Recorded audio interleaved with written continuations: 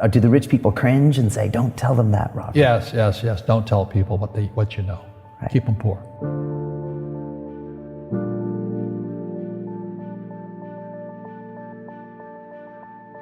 The moment I pay you, you think like an employee. The moment you accept the paycheck, your brain goes dead. That's the trap. Entrepreneurs work for free. As long as you're hungry, you'll think. The school system was designed to teach you to be an employee or a doctor or a lawyer, a specialist, but never about money. The poor will always be amongst us because it starts up here. It's in their words, and the words become flesh. But when they say, I can't afford it or I can't do that, they go down. They become what they say. And I meet so many people, I can't afford it. You think I'm made of money? My PhD dad, he says, what do you think I am, made of money? I can't afford that. And my rich dad would say, that's why he's poor. Poor people say, I can't afford it, I can't do that, I don't have time. Because this is an escape. It's an escape, you know what I mean? It's easy to say, I can't afford it. Oh, I'm too tired. Oh, I can't go to the gym. When you could go to the gym. No, I can't. Truth is, I'm just too lazy to go to the gym. And your rich dad used to say what instead of, I can't afford it? How can I afford it? How can I do that? A question opens the mind, a statement closes the mind. So when you say, I can't afford it, your mind shuts down and you become what you say. People right now who are sitting at home, who are struggling financially or worried about money or unhappy, they may be making a lot of money, but unhappy with what they're doing. It was probably taught to you. Your superego was taught, get a job, work hard, or you'll never be rich, or the rich are evil, or whatever. Poverty is passed on. It's taught in your families. And middle class is taught in families. And until you change your mindset, Correct. Money won't help you, right? Correct. And we see that with people that win the lottery, people that make more money, they still have the same problems. Right. Because they have that poor man's soul. Correct. If you're poor, you'll always be poor. That's really hard for people to understand. Yeah, the money will disappear that fast. Just like most pro athletes, they make millions of dollars, and 65% are bankrupt 5 years later. It's because they come from poor families. But unfortunately, what Mr. Lipton was saying, it's passed down genetically. That's the frightening thing.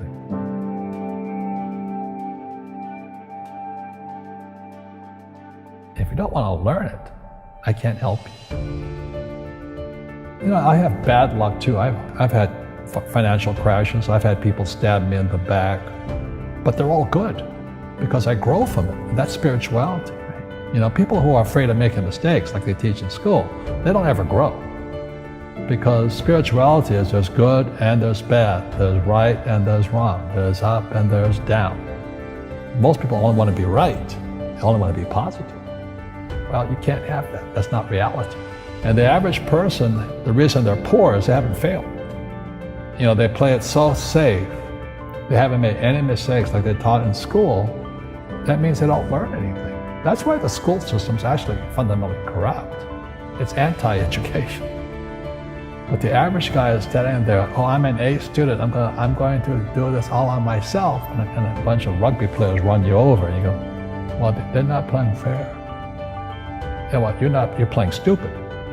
You should have a team. You should have accountants, attorneys, and bankers and all that stuff. But that's not the game I want to play. I said, then don't play the game. The game of business is played with accountants, attorneys, bankers, hate to say it, politicians. You got to know the game. People say, well, money is not that important to me. Then if money is not that important to you, money is not important to you. You know what I mean? I don't care about money. The money doesn't care about you. The word does become flesh. Or I'll never be rich. Or the favorite one is the rich are greedy. It's the poor that are greedy. If you think about it, because to be rich, you have to give something. I have to produce books and games, and I purchase real estate, I provide housing, provide jobs and all that. That's why I'm rich. But greedy people produce nothing. Einstein said, imagination is more important than knowledge, but knowledge empowers imagination. And what most people lack is real business knowledge, like accounting, like debt, like taxes. You got to know that stuff, but they don't teach it in school to anybody. You see, most teachers in school, they're out of ethics. They teach subjects they themselves don't practice. Because I understood what a fake teacher is. A fake teacher is somebody who just wants a job and they'll teach anything. They teach how to shine shoes if you pay them more money. But they really don't know what they're teaching. In life, one of the things I suggest to people, you gotta find a real teacher versus a fake teacher. And a fake teacher is somebody who doesn't do what they teach. And a real teacher is doing what they teach every day.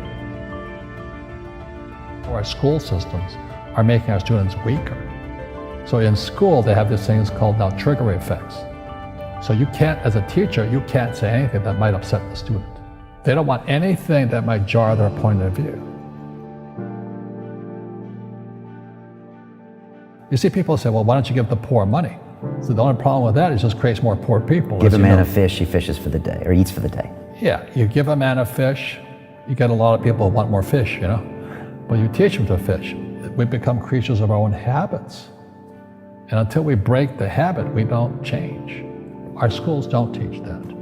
Our schools teach almost the exact opposite of that. And the average person, the reason they're poor is they haven't failed. They play it so safe.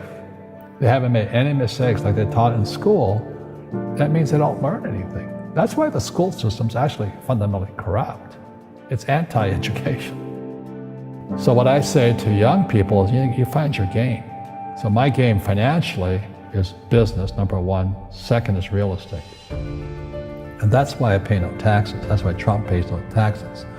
Legally, it is a combination of business and real estate that gives us an unfair advantage over employees because they don't know what to do. And a lot of people would rather sit in the stands than be in the game. One of the greatest ways to acquire great wealth is playing Monopoly in real life. 4 greenhouses, 1 red hotel. But is that all there is? That's it. Robert, if I could give you some kind of a magic phone and you could make a call to the 20-year-old Robert Kiyosaki and give that young man a bit of advice, what would you tell him? I would just say keep going. Just do what you have to do. Just live it to the fullest, which I did. Nothing I ever did made sense.